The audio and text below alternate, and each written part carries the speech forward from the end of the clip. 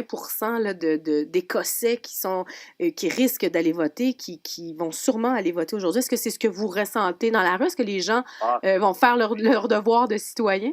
ouais, c'est bien intuitif. Mais cela dit, j'aimerais quand même souligner, je ne sais pas si vous les avez dans vos notes d'entrevue, mais en 95, nous, pour le référendum, le taux de participation était de l'ordre de 92-93. Oui, oui, oui, C'était absolument. Les gens se sont excessivement déplacés. Oui, oui. élevé. Et pour des raisons peut-être évidentes, là, on n'est pas dans le cadre d'un scrutin ordinaire par rapport à un gouvernement au Canada, que ce soit fédéral, provincial, municipal, Mhm. scolaire, encore moins. Là.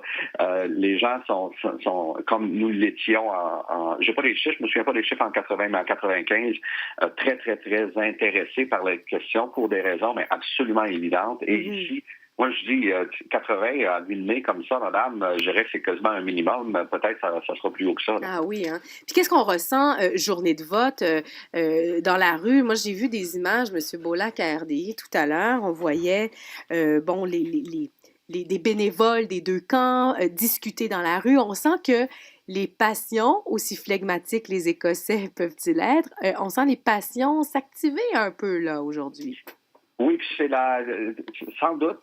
Puis même hier soir, bon, les petites heures en Écosse, en Grande-Bretagne, on parle de 10h30, 11h, là. Alors, ça se couche moins tard que chez nous quand les gens veillent. Mais on remarquait les fêtards plus s'affirmer. OK. Et la présence de drapeaux, beaucoup plus, Ah bien oui. que l'affichage n'est pas permis.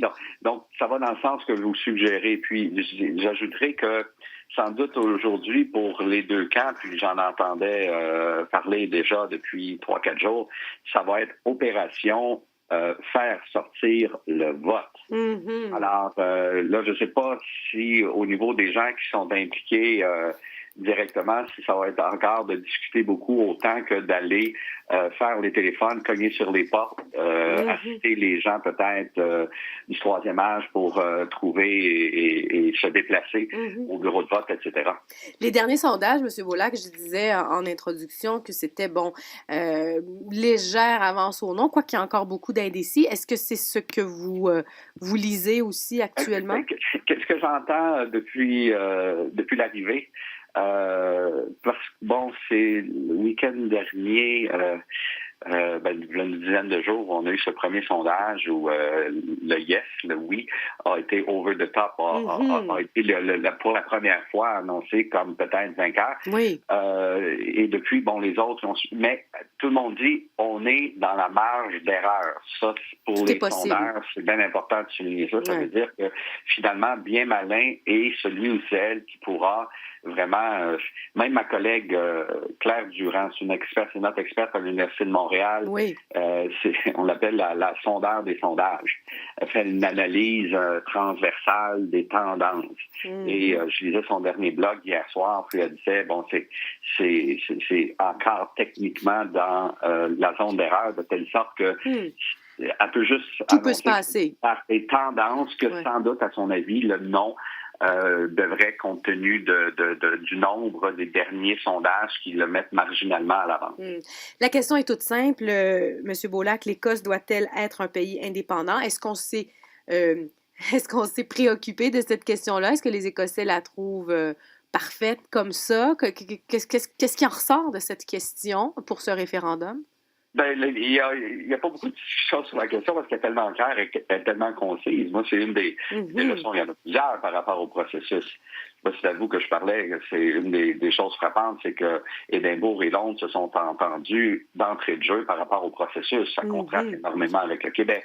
La question contraste énormément avec nos deux expériences sécessionnistes au Québec. 95, la question tenait sur 7-8 lignes. En 1980, elle tenait sur un paragraphe de 12-15 lignes. Là.